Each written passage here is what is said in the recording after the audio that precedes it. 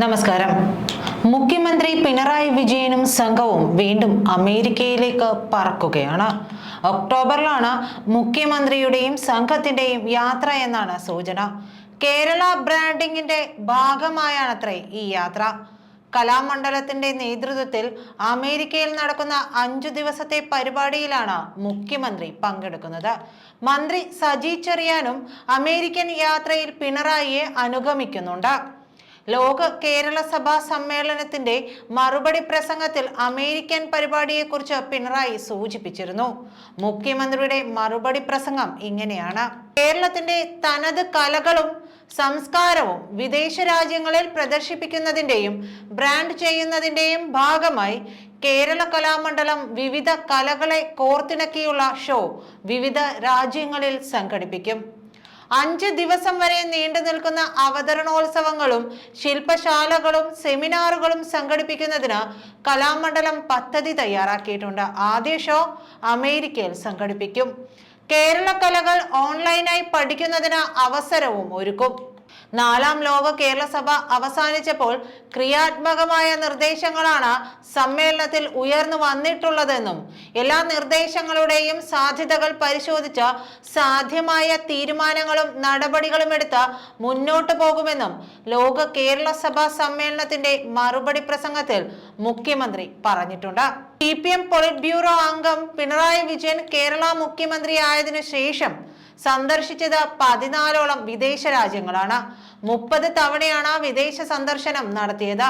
America, Britain, Cuba, Norway, Finland, Netherland, Switzerland, France, Japan, ദക്ഷിണ Korea, Bahrain, UAE, Indonesia, Singapore എന്നിവിടങ്ങളിൽ 16 ദിവസമാണ് കുടുംബത്തോടൊപ്പം ചെലവഴിച്ചത്.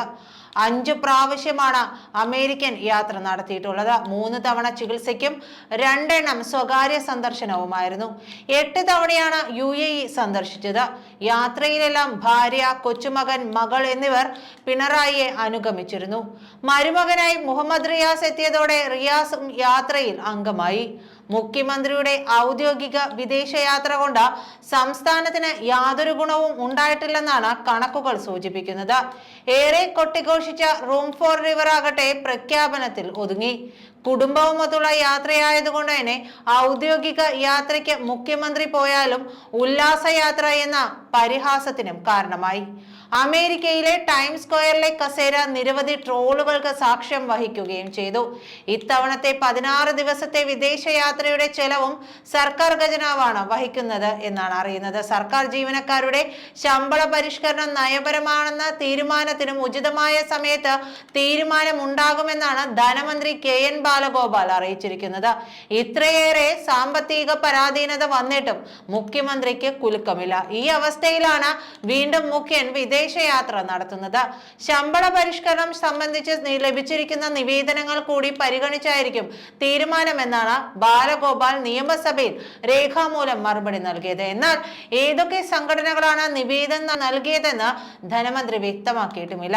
2024 ജൂലൈ 1 മുതൽ ലഭിക്കേണ്ട ശമ്പള പരിഷ്കരണത്തിന് ഇതുവരെ കമ്മീഷനെ പോലും സർക്കാർ നിയമിച്ചിട്ടില്ല. അതുകൊണ്ട് തന്നെ ബാലഗോപാൽ പറയുന്ന ഉചിതമായ സമയം ഏതാണെന്ന് ആണ് ജീവനക്കാർ ചോദിക്കുന്നത്. ലോക്സഭാ തെരഞ്ഞെടുപ്പിലെ വൻ തോൽവിക്ക് കാരണങ്ങളിൽ ഒന്ന് ജീവനക്കാരുടെയും പെൻഷൻകാരുടെയും ആനുകൂല്യങ്ങൾ തടഞ്ഞുവെച്ചതാണെന്ന് LDF വിലയിരുത്തുന്നുണ്ട്. ജീവനക്കാരെ തടഞ്ഞുവെച്ചിരിക്കുന്ന എല്ലാ ആനുകൂല്യങ്ങളും നൽകുമെന്ന് പ്രോഗ്രസ് റിപ്പോർട്ട് വേളയിൽ മുഖ്യമന്ത്രി പ്രഖ്യാപിച്ചതിന്റെ പശ്ചാത്തലവും മറ്റൊന്നുമല്ല. 19% കുടിശ്ശിക ക്ഷാമബത്തയിൽ 3% നൽകാനുള്ള നീക്കം മുഖ്യമന്ത്രിയുടെ പ്രഖ്യാപനത്തിന് പിന്നാലെ ധനവകുപ്പിൽ ആരംഭിച്ചിട്ടുണ്ട്. ശമ്പള പരിഷ്കരണ കമ്മീഷനെ അടിയന്തരമായി നിയമിക്കണമെന്നാണ് LDFിലെ രണ്ടാമത്തെ കക്ഷിയായ CPI ആവശ്യപ്പെടുന്നത്. ഇത്രയേറെ ബാധ്യതകളൊക്കെ നിൽക്കുന്ന സമയത്താണ് പിണറായി വീണ്ടും പോകുന്നത്, അമേരിക്കയിലേക്ക് പറക്കുന്നത്. കലാമണ്ഡലത്തിന്റെ പരിപാടിയിൽ മുഖ്യമന്ത്രി പങ്കെടുക്കേണ്ടതിന്റെ ആവശ്യകത എത്ര ആലോചിച്ചിട്ടും മനസ്സിലാകുന്നതുമില്ല. നന്ദി.